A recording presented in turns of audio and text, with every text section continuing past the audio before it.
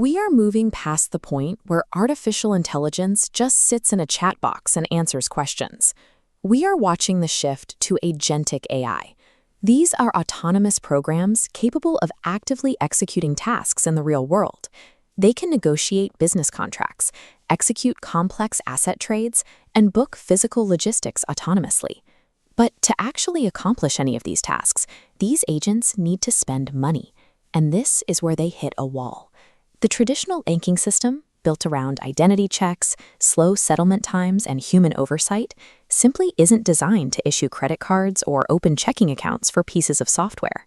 For this new class of AI to operate independently, it requires a native, non-human financial infrastructure to plug into. For many in crypto, the solution is obvious. Public blockchains like Ethereum and Solana offer what AI needs: programmable money. We see this taking shape as the XRP ledger integrated a standard allowing agents to pay using XRP. The investor logic here seems completely straightforward. If millions of autonomous agents flood these networks to transact, the massive spike in network activity will drive up the price of those underlying tokens. Researchers at Fidelity Digital Assets see a very different outcome. They are warning that a massive surge in AI activity might actually leave public blockchains behind entirely. High network usage does not guarantee higher token prices. In the AI economy, that assumption is a dangerous illusion. Fidelity points out that large technology and fintech companies have both the capital and the incentive to build their own closed proprietary financial networks specifically for AI. Centralized platforms hold serious structural advantages over public blockchains. They can offer faster processing speeds, lower transaction costs, a streamlined user experience, and clearer regulatory guidelines. Faced with those benefits, AI developers are incentivized to funnel their autonomous agents directly into these controlled corporate pipelines. If developers opt for closed systems, the expected wave of demand for public blockchain infrastructure shrinks. The resulting financial boom wouldn't flow to decentralized networks. It would be absorbed by the exact same tech monopolies that currently control the internet. But if an AI agent uses a public blockchain, it requires predictability. It can't risk paying in volatile assets like ETH or SOL, opting instead for a US dollar stablecoin. When billions in stablecoin transactions flood the network, where does the profit go? The real economic benefit is captured almost entirely by the stablecoin issuers and the secondary service providers who manage those assets off-chain. The underlying base blockchain handles all the heavy lifting of processing the transaction, yet it captures little of the generated wealth.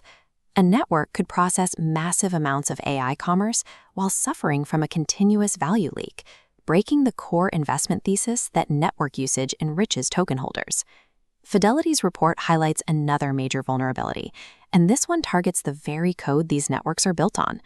Right now, AI models lower the cost to write and audit code. They can automatically scan for vulnerabilities and generate complex software structures in seconds. When the barrier to entry for building a high-security, custom-made chain drops, the technical lead of an established network loses its value. It becomes easy for rivals to replicate the same performance without the years of research and development usually required. In this environment, possessing the best technology is no longer a sustainable competitive advantage. As technological superiority becomes a commodity, the metrics for network survival change. The networks that survive will be the ones that hold deep liquidity, widespread market distribution, and actual human trust, things that an algorithm cannot instantly replicate. This leaves investors caught between two conflicting realities. Grayscale see an opportunity to provide the critical infrastructure for the next digital shift, while Fidelity warns of a system where the actual wealth never reaches the base layer. It is certain that autonomous software will eventually rely on a financial layer to operate. The uncertainty lies in where that generated value will eventually settle. The choice made today determines whether this trillion-dollar economy truly decentralizes wealth or simply feeds the existing tech giants all over again.